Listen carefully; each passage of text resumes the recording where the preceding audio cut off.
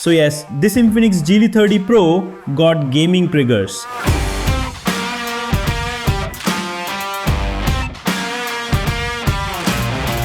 Why triggers? In the early days of gaming, we had simple games and basic controls. As gaming evolved, games became more complex. We went from 2D to 3D, hence more buttons, and even another joystick got added. But simply adding more buttons was not enough. There was a growing need for more intuitive and immersive control schemes. That's where triggers came in. This concept actually comes from legacy consoles like Xbox and PlayStation. Triggers added an extra dimension of control beyond the D-pad, face buttons and joysticks. So why did Infinix add triggers to the GT30 Pro? Simple, to make mobile gaming more competitive and experiential.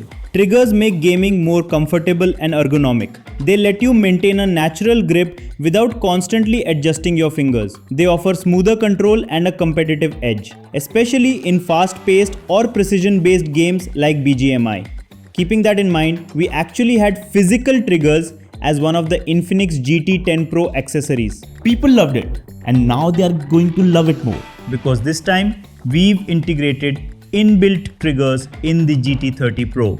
These are basically customizable capacitive buttons on your phone which act as gaming triggers while gaming. Let me show you magic. To set this up, simply go to Settings, GT Triggers, long press both buttons to enable.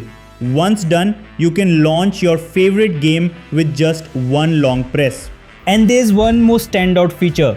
GT triggers actually help you build your own in-game strategy. Head to the GT triggers section in XBoost and you'll see options to customize left and right capacitive triggers.